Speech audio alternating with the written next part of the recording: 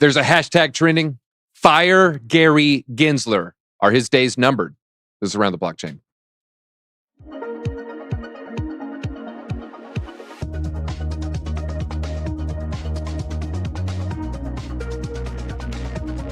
Thank you for joining, everybody. I tried to get in the O there for Around the Blockchain. We got 4 great guests. So please go ahead and hit that like button, guys. We're going to get right into it. On the top left, we were just talking about his flowing mane. It is Altcoin Daily. Altcoin Daily, how are you doing today?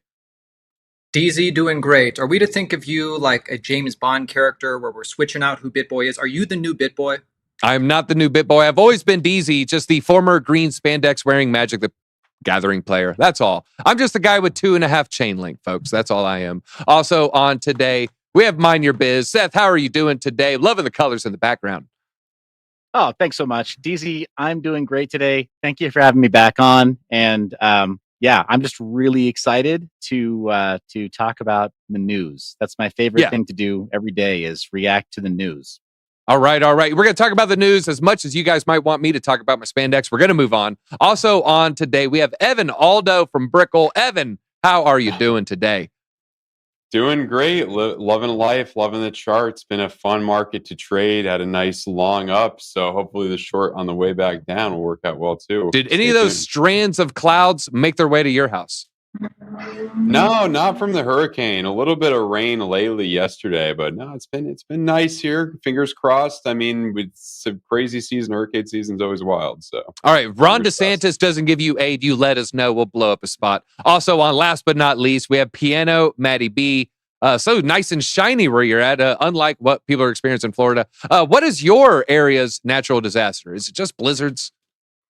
Well, it's Camp Crystal Lake, so there's a little bit of history behind here, but I wanted to say how much I appreciate the hatless DZ. Looking fine up there. All right. Who knows? Maybe it's a new thing. Let me know. I know it's a little shiny. I know you had to turn the brightness down on your monitor. I do apologize for that. Some of you are wearing sunglasses. Let me know. Should we keep no more hat? This one's for my shaved head and bald brothers out there. All right, well, let's talk about Coinbase. Speaking of bald brothers, talk about Brian Armstrong, of course. It's been a pretty big day for Coinbase. Hey, nothing wrong with that. Hey, we love our bald brothers. There's literally only one other guy on the show today who's bald. I can't believe you, DZ. All right, here. Well, you get a point. You get a sandbag point there. All right, well, we're talking about Coinbase. Their stock pumped on the Grayscale news yesterday. It was up 15% after hours at one point. They are a custodian and a data sharing partner with a lot of the ETFs that have applied. But there's other bullish news with Coinbase too in one day.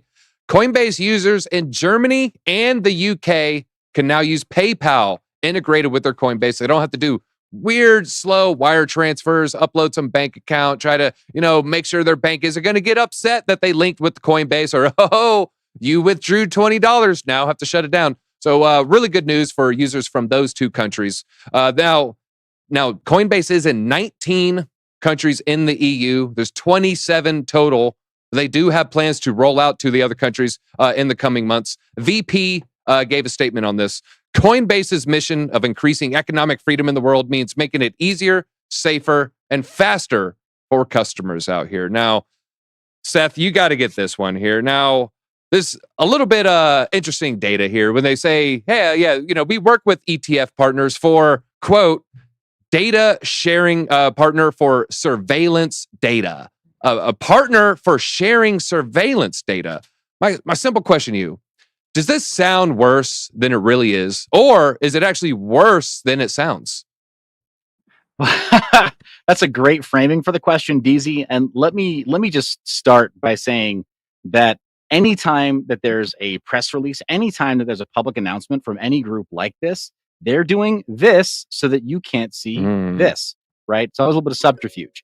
There's very much intentional sort of obfuscation of their real motives, usually. But in this case, it's like they're admitting to surveillance. So maybe the mask is off. Maybe they're just outright saying what they had intended to do the entire time. But frankly, if you already knew what distributed ledger technology, what public blockchains were capable of, then you'd already know that anytime you use a platform like Coinbase, or like PayPal, nothing that you're doing is private in any way, or for that matter, just Bitcoin, right? Any kind of on-ramp or off-ramp for Bitcoin specifically, that links to any kind of a payment provider. You would already know that everything you're doing is being logged and it is being tracked by the major surveillance outfits that focus on blockchain. I'm speaking specifically about Chainalysis, Blockchain Intelligence Group, Arkham Intelligence now more recently, and all of their upcoming competitors. This is a treasure trove for them because they don't even have to buy this data from groups like Coinbase. They don't have to do anything but sit back, run some full nodes, and scrape all of the new interactions that take place on the Bitcoin and Ethereum networks. It's not impossible to do for companies at this size. And it hasn't been impossible, of course, for these chain analysis groups to do for quite a long time.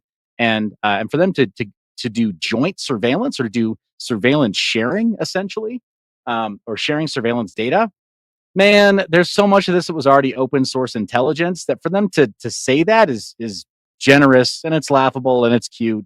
And we've known for a number of years that none of these services and their endpoints to crypto are private. Yeah. Great news. And way to drop the alpha on those data sharing partners. Chainalysis, Arkham, some of those other ones. There's some spooky stuff happening on the back end, folks. You might not know. All right. Well, Piano Matty B, you're our international man of intrigue for the panel today. And I'm seeing a little international struggle happening right now. At the same time, Coinbase is rolling out more and more access in the EU. Binance is losing access in the EU. Is there a little Binance versus Coinbase, a little East versus West battle happening right under our noses? Well, I think Binance is basically taken out on the chin right now pretty hard. And I think it started maybe 6 to 9 months ago. So he's in the trenches, just taking hit after hit after hit. When it comes to PayPal, I think maybe we forgot about, remember when they said that if you say the wrong thing or they don't like what you say, not only are they going to take money if you have it on PayPal, but they're going to reach into your bank account and take out $2,500 or something like that. I can't remember. Correct me if I'm wrong. And then multiply it by each offense. So as soon as I heard that, I tread so lightly on PayPal. And the fact that people can get on and off as an on and off ramp, that's great. The adoption is great. But I would never keep anything on PayPal. All right. And for what it's worth, I have endorsed using PayPal just to transfer to your bank. I don't keep it on there but 5 seconds, folks. So if your bank does have issue with cashing out from Coinbase, what I do, I will cash out from Coinbase and go to PayPal, and from PayPal, then go to my bank. I've heard people have issues cashing out from Coinbase straight to PayPal. But yeah, for what it's worth, I do not use PayPal to custody your crypto, folks. Educate yourself. Let's get it out of there. All right. Well, speaking of PayPal, there's another product that they have, Evan. You probably used it before. It's Venmo. Now, will Venmo and PayPal, will it actually lead to any kind of real world Bitcoin usage or any kind of adoption? I mean, are they going to actually buy some Bitcoin with Venmo and, maybe even pull it off and download a Bitcoin wallet? Or will they just use Robinhood or a Coinbase? More adaption is typically good. A lot of the people who tend to use these new ones tend to be the touristy type people, the people that don't really understand the meaning of not your keys, not your coins. And that thing, a lot of people, even people my age, even people in the last bull run, we didn't know about Mt. Gox. We didn't know about Bitfinex, all these other hacks. The new people didn't know about that. And that's what a lot of these people who put their money on Celsius, who put their money on FTX and didn't think the need for having their own keys and being their own bank. They didn't see the meaning of this. So they kind of got that, hard lesson taught to them. So ultimately, more adaption is good, but you got to be looking at it in a way where move that out. Self-custody in this day and age is very, very, very important. And that's kind of the sad process of how things go. I mean, even with the ETF that we'll talk about soon, still not your keys, not your coins. So just keep that in mind. But ultimately, the other thing too, and this is on the other side of it, is a lot of people still in crypto. Let's be real. Like, interest in crypto is so low right now. People still in crypto are kind of people who understand what it is. And if you're actually just getting into crypto right now, I'm surprised. Like, you're very lucky if you're actually getting into it right now and you're very interested. Most of the people into it right now are the people who have a little bit of a head above their shoulders. They know, they have the experience. They saw what happened with FTX. They saw what happened. They saw what could happen. And, especially losing all your things. So yeah, there's that. Yeah, and if you don't want to lose all your things, self-custody, folks, self-custody. But don't lose the keys. Don't lose the seed phrase there. All right, don't lose that either. Yeah. Because then you're the guy that has Bitcoin in a garbage dump, and you're trying to unlock it. All right, well, altcoin, I'm seeing, we're talking about these fintech companies. We got PayPal, Venmo is a part of that. Now it looks like X and Elon, one of your favorite people, I guess, maybe. Also growing and developing a large fintech company. Jack Mahler, he's trying to do the same. Now, with the tech monopolies, are we going to see the same thing happen with the tech monopolies in the finance sector? Are the fintech players, the PayPals, the X's potentially, are they going to be bigger than all the mid-sized banks, all the banks outside the top four? Yeah, let's talk about these giants coming together. I mean, just let me give you my thoughts on Coinbase and PayPal broadly. Will they work out being in business together? Because I've seen stuff like this fail before. I mean, Coinbase is brash, loud, pisses people off sometimes. PayPal is quiet, book smart, makes moves in the background. I question whether this partnership will last. I mean, what if Coinbase wants to move to Dubai, or maybe they want to spend more time, energy, resources, PR on a new coin that PayPal would rather not be in business with? I mean, I'd hate to see a split. Yeah, I hate to see a split. Now, if X does custody crypto, would you use it? If X custodies crypto, yeah, I mean, I'd try it out. I'd definitely use it. I think that could be, if X is getting anywhere involved in crypto and they got the licensing, it's obviously be a good thing. I'd try it out. I think that's a great option for people to have. Yeah, I'd hold a little Doge. How much Doge would you feel comfortable holding on there? I mean, it really depends on the leader. Like for you guys, like Vumio, I'd be like, well, what are Justin and DZ? Like, where's their head at? For Doge, I'd be like, where's Elon's head at? For different coins, if it's going down or up, that really, I think, relies on the people in charge. Okay, all right. I'll say if letting someone custody, it gets above $100. Let me get that thing. Let me get it. Unless it's ETH and gas fees are high, and then I don't want to turn my $100 into 30. So then in that case, I might wait. All right. Well, let's talk about the Bitcoin mayor. Who around here on the panel has seen Suarez in real life? Anybody have seen Suarez? All right. Altcoin Daily. First thoughts when you saw him. I mean, he's Miami. He's a big smile, short, Cuban. Short. Yeah. Okay. That's where I was going to. I was wondering if he felt the same. First time I saw, I was like, oh, okay. All right. Easy, a lot taller in real life. Has anybody voted for him? I did. Hey, we got Evan actually in the area. Evan, all right. All right. You know what? 2 points. 2 points for Evan. Practicing democracy here in a real way, which is the only way, which is on a, the small scale there. Well, Francis Suarez, he officially suspended his presidential campaign. He was running to be a Republican. He wanted to go against Biden or whoever the Democrats would throw up, but he stepped down. The rumor is, we did it because he wasn't able to get onto the GOP debate stage. So really wasn't being forthcoming with the reason there. But he was one of the first and only candidates to support Bitcoin in any kind of real way. In fact, famously got paid in Bitcoin when he was a mayor. Evan, also, you might remember Miami Coin. He spun up Miami Coin. I think the value's fallen pretty tremendously. I don't know if it's either 95 or 99% Miami Coin is down. He did have an official tweet here. I think we have a picture of him. Let's throw that guy up there. I'll do my impression of Suarez here. Running for president of the United States has been one of the greatest honors of my life. Maybe not. I might pull it up in a second. Country has given to me so much for my family and me. The prospect of giving back at the highest levels of public service is a motivator, if not a calling. So he's coming out real strong language right there. I don't have a mouse. I'll find my mouse in a second. But huge news for Miami residents like Evan Aldo. Now, what were your thoughts? Let me just ask you. You voted for him. Why'd you vote for the guy, Evan? Well, the typical kind of, it's interesting in Miami, they actually can't even have a political affiliation. They have to be, he's a Republican, but they have to kind of run as independents in Miami. That typical cool Cuban guy, fiscally, what they say, the Cuban Republican in Miami, fiscally conservative, socially more moderate to liberal. His father was mayor, had a good track record, and seeing him as mayor, mildly corrupt. They all are. Fits Miami pretty well. A lot of good ideas. A lot of good ideas, good things he's done with, especially homelessness.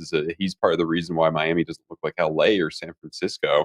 I can walk outside without, seeing a lot of that type of thing, and that's a good place there. Kind of done some things to keep property taxes relatively low. I mean, housing prices kind of doubled in the last 4 years, but that's that. But ultimately, I like him as a guy overall. Is he ever going to become president? I think it's highly, highly unlikely. Is Miami Coin a good idea? Did they do it well? Not really. They released it at the exact top of the market. A lot of coins were. There wasn't too much utility for it. There wasn't enough, advertising of it, media of it, and it was pretty much just a colossal failure. As well, let's be real, 90% of businesses fail, so there's that. But I mean, I'm not a Bitcoin maxi, but sometimes you really got to find a need for other things here. Be a Bitcoin maxi until you actually have a good idea. You know what I mean? All right. Now, Piano Matty B, I want to ask you because I know you have strong feelings about Trudeau. I can't remember if it's a lot of love or maybe the other emotion there. But what are the odds that you're going to see the next? You have a prime minister in Canada, right? Or it's president. Yeah. You have president. Yeah, president. Prime minister. Prime Minister Trudeau or Castro. No, Trudeau. Prime Minister Trudeau. What are the odds that the next prime minister of Canada will be a pro-Bitcoin prime minister? Well, I mean, the guy running against them. First of all, I personally think that we live in the illusion of democracy. Like the fact that there's only two people, it's just a two-headed snake, and in Canada we have three, right? So it's just too important in one just to kind of go on the side that wins. I can't remember what the third party is called, NDP. But we'll do whatever. Canada's Pierre Poilievre, I think, is the conservative guy who's running. He seems to be a little forward thinking, and if that's what the people want, I think that's what he may get. But again, I don't believe they can do anything. They just get into power and then they meet the CIA, FBI, and they say, well, this is what we're going to roll out and you're going to help us roll out. Oh, well, I don't want to do that. I want to do this. It's like, well, no, it's not up to you to do anything. It's up to us to tell you what to do. Now do it. And then that's what happens. So if the CIA and FBI and, the leaders in the States tell Pierre Poilievre to do something, he's going to do it. All right. And your point there, I couldn't get your points working there for a second. You're a little bit. I'm trying to get you up to 17. Maybe we'll figure that out. He's getting sandbagged by the Canadian government, folks. It's Canada, we're 30% it's all connected. Less. It is all connected here. All right. Well, mind your biz. Why do you think Miami Coin failed? In one word, me. No, yeah. Wow. I did do it.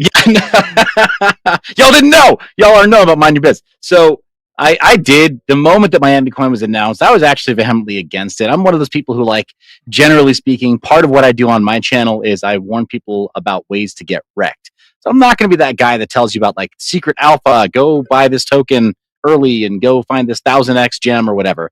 But I am that guy that's kind of the conscientious objector who will tell you, hey, I see problems. There's smoke over here, could be fire. And very early on, I did that with Chia, by the way. Let people know that we were already at the knee of the downward curve for profitability for Chia mining. I'm very proud of that fact. I had people DM me telling me that I saved them tens of thousands of dollars in equipment outlay or cash purchases there. So for their capex in order to get ready with new mining ventures. And with Miami Coin, specifically with City Coins, I said, hey, let's look at the underlying protocol, right? You largely have two protocols that run on top of Bitcoin. You used to have OmniLayer, which is where Tether launched, by the way. For those who don't know, there's $1.5 billion Tether that was printed on top of Bitcoin before it was on Ethereum. Then you had Rootstock, and then you had Stacks. Those are the major protocols that ran on top of Bitcoin as something of a smart contract programming layer. Now, Miami Coin was part of a subset of this group called City Coins. I know you already know this, DZ. I know. But bear with me because I'm going somewhere with this. I'm laying this out for the audience that maybe doesn't know the history. Miami Coin came from City Coins, and City Coins is based on one of these protocols, right? And people say, well, see this? This is finally some kind of proof that the Stacks protocol is worth it. Bitcoiners, the diehard Bitcoiners, hate these protocols. They hate that these smart contracts run on top of Bitcoin. They don't want to be like Ethereum. So you had the maxis that were already kind of shouting like, hey, all this is bad. I just at that time saw like, you're not going to win over this group of like cult participants, right? These cult members. They're not going to go say like, you know what? We have all these gripes with second layer and scaling solutions and smart contract solutions on top of Bitcoin, but you guys are okay because you named this one after Miami. Like, I just didn't see that happening. The narrative wasn't strong enough, and so I was very vocally outspoken about it. Now, to get to answering your real question, why did it fail? I think it failed because it had some other fundamental problems with the tokenomics. I think it had fundamental problems with the staking paradigm, the so-called mining paradigm. It had problems with what Evan was describing, with being associated with and promoted by somebody who's kind of known to be darker gray as a politician. I'm not gonna issue a judgment call there, but I think that created a branding problem for Miami Coin as well. Plus, you had Mayor Suarez who couldn't keep his story straight at that time. In the same news cycle, he was talking about paying the employees of the city of Miami in Bitcoin. So if there's this new coin, Miami Coin, and you claim to be raising revenue for the city, well, which programs are you raising revenue for? Exactly which employees are going to be in charge of that? There was so much by way of oversight and by way of compliance that was not done. And then you also had Suarez saying, yeah, I'm paying the rest of these employees in Bitcoin. So didn't quite match up. And I said, there's a branding and a narrative problem here. And for those reasons, DZ, I'm out. All right. So more selling pressure than buying pressure with that, set of events for sure. I think, all right, mind your business. I'm gonna give you some DZ alpha here. Every now and then, I just have random hairball ideas or lack thereof. I think there's a way to do a city coin with a forever stamp narrative where, maybe 1 unit equals a parking ticket. And then as inflation grows, it will still pay for 1 parking ticket. I think there's some sort of units, this fire hydrant might be worth 3 parking units. There's something there. There's something there. Mind your biz, forever stamp, tokenomic. There's something. All right. Someone smart is going to take my idea, maybe do something with it, folks. This is Web3. All right. Well, Altcoin Daily, he brought up a good point about, he's being paid in Bitcoin. His employees are being paid in Bitcoin. Will you and let's not go dark. Will you live to see the day where a president is paid in Bitcoin? And will that be a good or a bad thing? Yeah, I hope to live to see the day where a president is paid in Bitcoin. I think it's going to happen, even if it's just a fraction. But let's talk about the Bitcoin mayor dropping out of the race entirely. Because yes, the Bitcoin mayor dropped out, and that's bad, but it's not as bad as him getting kicked out. Because a lot of people were not happy with the Mayor Suarez organization. I'm sure they didn't like him devoting so much time, money, PR, energy into Miami Coin. And to be honest, taking a look at Miami Coin's chart, I understand, and trying to wrap my head around the use case, I understand why they wouldn't be thrilled this guy is devoting so much time to Miami Coin.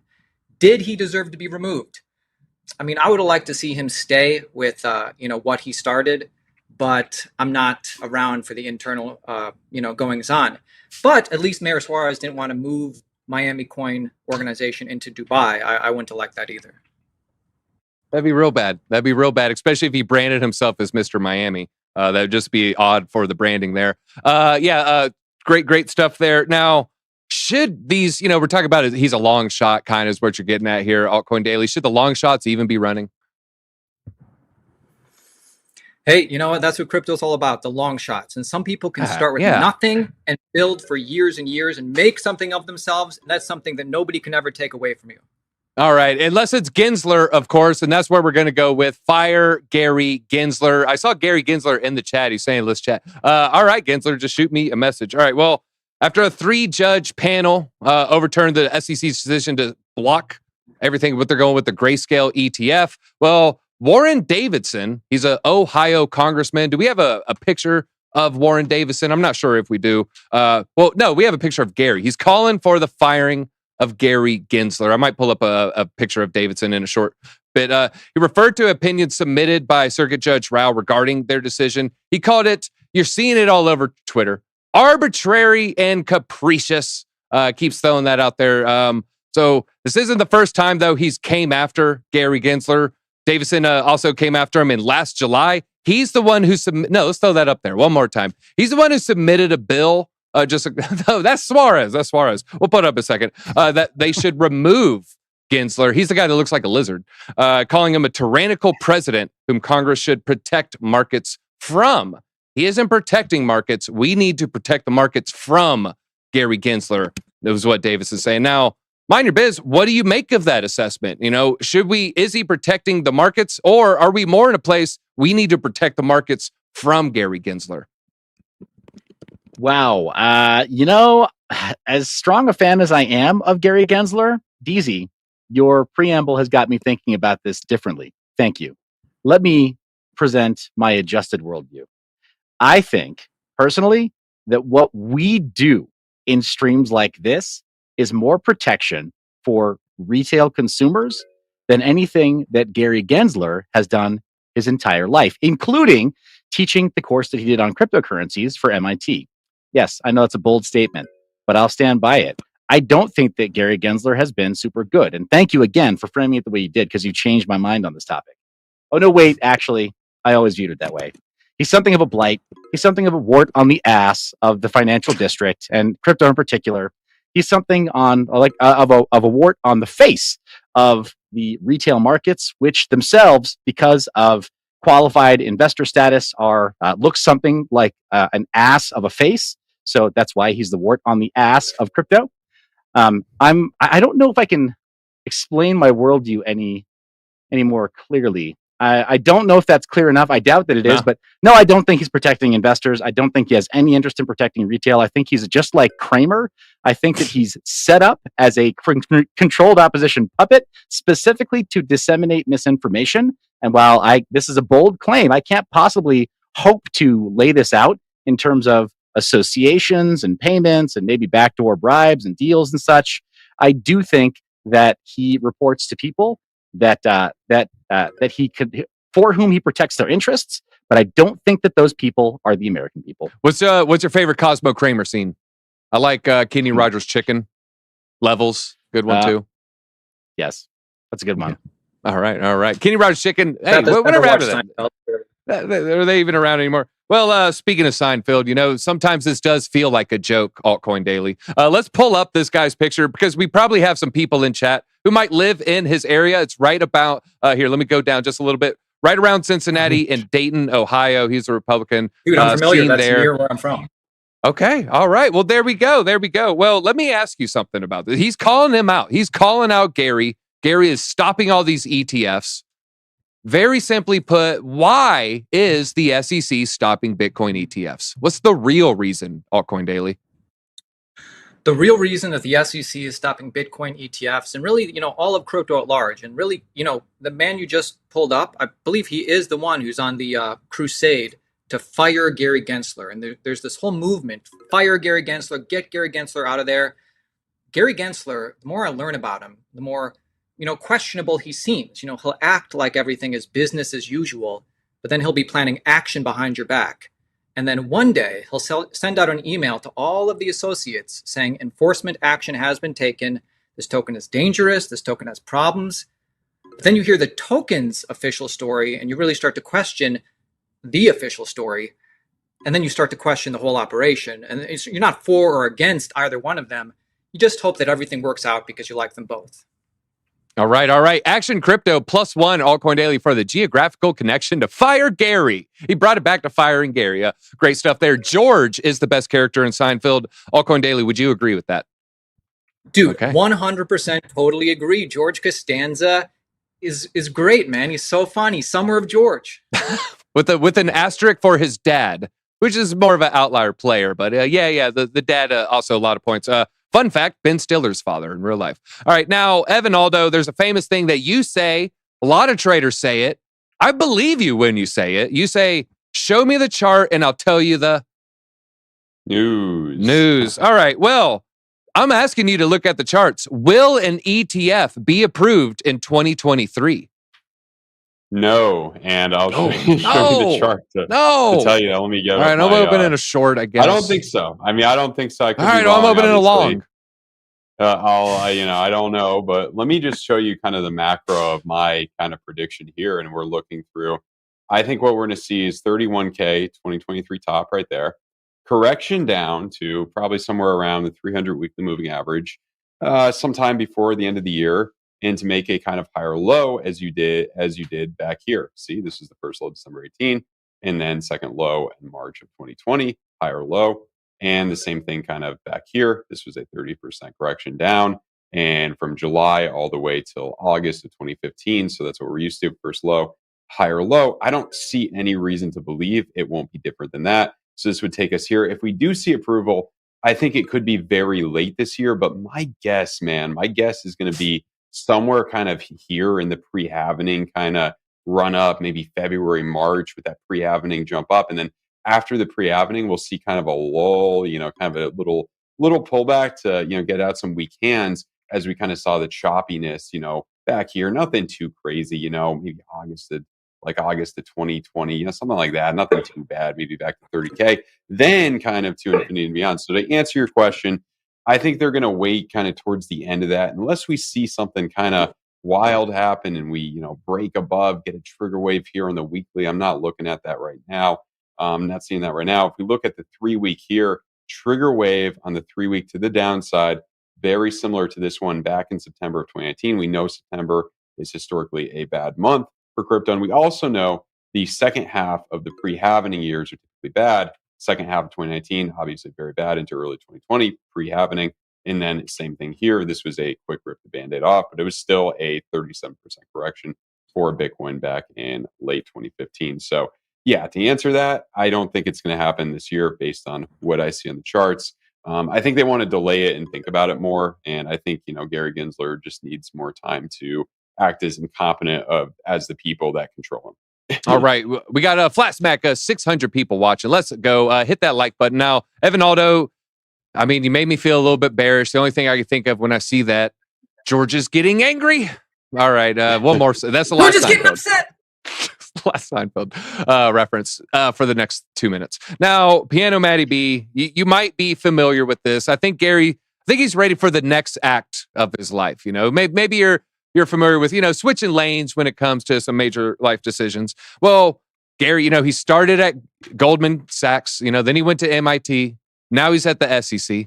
What is happening to Gary after his third act here? It's funny because have you ever almost been in a fight, DZ? Yeah, I was a bouncer for a long time. So my whole job was being on the precipice. But then as Patrick Swayze says, just be nice. Well, when you're almost in a fight, what happens is that for the next 12 to 24 hours, you kind of relive the shoulda, woulda, couldas. Oh, yeah. And you actually envision, if I just let that jab and then come over with the right hook, I would have took him out forever. I would have knocked that guy out, right? Yeah. So every time I hear anything about Gary Gensler, I go into 12 hours or 24 hours of just like, oh my God, what would I love to do? Imagine if I saw him and his kids out at a restaurant. I'd say, not only do I feel sorry for you, Gary, but your poor children. Look at the legacy they're going to have to live with. They're going to be embarrassed their whole life. I have these same things with Trudeau, running into him in a restaurant with his kids. Your poor kids, Justin. They have to live with your legacy. Gary Gensler, have you no shame for your kids? They're going to have to live in this world long after you're dead. They're going to have to live in here, pick up all the garbage you put out, Gary. All right. Excellent story. Now, when you painted that story too, I was definitely reliving it. Now, Seth, mind your biz. Is that accurate? With the people you've seen, whenever there's fisticuffs about, is there armchair quarterback happening afterwards?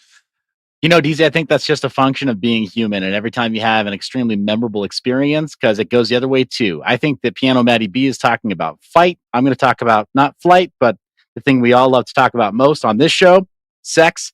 And when you have an encounter with somebody who you're strongly attracted to, you have the exact same dialogue going on for another day or 2 days. But here's the thing, DZ. When you go back and you tell yourself the woulda, shoulda, couldas, no hooks, no jabs, just pure connection. Pure connection. My advice would just be strike while the iron's hot, folks. Mind your biz. Guys, it was going to be a tie, but he took us to a place I wasn't ready for. Next thing you know, I'm in the back seat. Well, mind your biz. You end up winning with that one. So feel free. You got the crown. And guys, once again, I appreciate all the comments. I am trying to read it. Obviously, we can't respond to all of them. It is a heartbreaking situation. I'm just here to give you guys the alpha you need, the news you need to better make financial decisions that will affect your life in a positive way. Because we're all just trying to have economic freedom over the next couple of years. But that being said, mind your biz. You ended up taking the crown today. I heard it fit smoothly. Feel free, take it away. Well, you're very, very kind. Thank you for having me back on the show. It's always a pleasure being around the blockchain, talking to the Bit Squad, the entire community, and of course, being around these incredibly talented gentlemen that are on this panel. I'm in awe of them. I really am looking up to them at all times. So it's very humbling to be on the show with them. It's just a lot of fun. But anytime we get to talk about the news with you and here on the show, I have a lot of fun doing it. So if I kept fooling you into thinking that I know a thing or two about it, then hopefully you'll keep inviting me. All right. And if you guys had a good time, hit that like button. Everyone has their links in the bottom. I highly recommend you check out their channels. They all got great YouTube channels. They all have really, really good expos that they're putting out regularly. Piano Matty B, I say it all the time. I'll say it again. Best thumbnails in the game. Mind your biz. He'll protect you better than anyone out there when it comes to saving your crypto. Evan Aldo, the Discord is more popular than any trading Discord in the universe. Altcoin Daily, the world's best crypto X account. And also a pretty good YouTube channel. And you know what? Him and his brother, they might be a looker. All right, that's all we got. Until next time, easy out, folks.